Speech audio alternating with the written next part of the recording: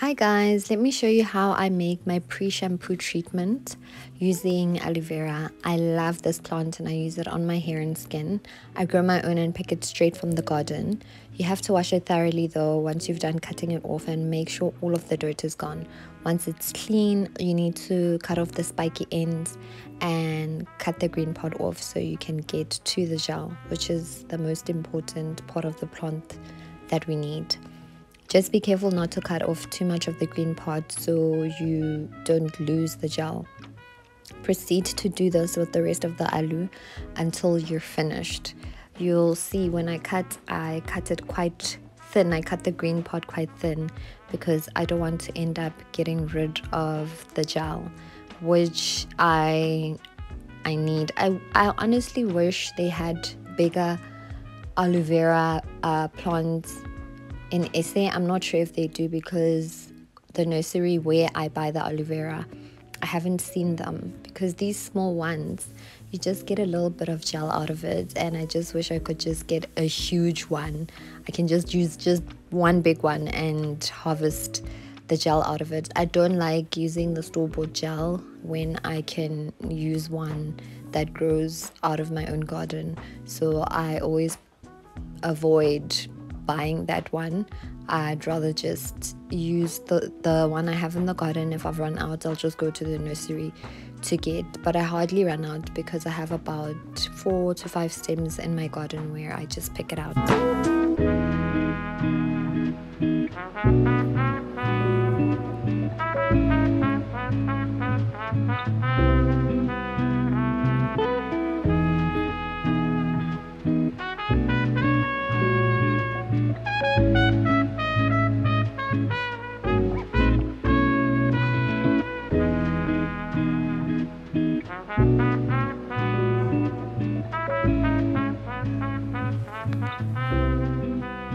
Once you're done, you need to shave off the gel into the blender. Like I told you, we need this gooey gel part because that's what we are going to use on my hair. So that's just how you take it off. Avoid getting the green parts into the container, but even if you do, it'll be just small pods. As you can see, I think there's a green pot that slipped into there, so it's not a train smash. It's just that you have we have no use of using the green pot. We just need the gel and that's it. So while I'm busy cutting it off, I'm just gonna give you the benefits of using aloe vera on your hair. Aloe vera has a host of benefits for your hair and skin, but today obviously we're just gonna cover the hair part. Aloe vera is amazing at providing long-lasting moisturization that you can see and feel. For hair, you will notice an increase in softness and manageability. Aloe vera is an anti-inflammatory plant and can protect against UV radiation. It strengthens and increases blood circulation to the scalp, prevents dry hair by adding hydration to it, assists with dry and an itchy scalp.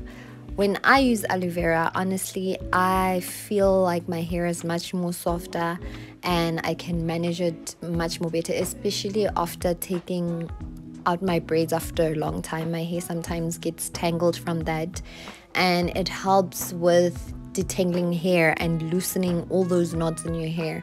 So I can feel the difference when I use aloe vera, and my hair seems to be highly moisturized and hydrated whenever I use this as my pre-shampoo treatment. And I've been using it since I started my natural hair journey and I haven't stopped. I love it. Even on my skin I use it, but we'll cover that one day. Next, what you're going to do is put castor oil into the mixture. Castor oil helps to thicken hair. Then you're going to add olive oil and 10 drops of rosemary oil, which promotes hair growth. After that, you're going to put it in a blender, blend it all up until it's mixed. You'll see the green parts are showing here and there, but I'll show you how we're gonna get rid of those green parts. Next, you're going to need a pantyhose. Just cut a pantyhose, but wash it before you use it on a jug, and make sure you use a jug that is not used in the kitchen, just an old jug. So just cut the pantyhose a bit long and then pour the mixture into the pantyhose. We're going to use it as a filter to get rid of all the yucky stuff that is left in the mixture that we have done. So you need to squeeze out as much as you can. You can see it's watery like that because we've added other ingredients into it. We've added the castor oil, the olive oil, and the rosemary, which is making it have that sort of consistency. If we didn't add any of that, it would still be quite thick. So I just add that for added nutrients into my pre-shampoo treatment. I just want to show you just how much excess or like dirt is left behind once you are done sieving everything out. And the pantyhose helps. I've tried using a sieve, but it doesn't work as well.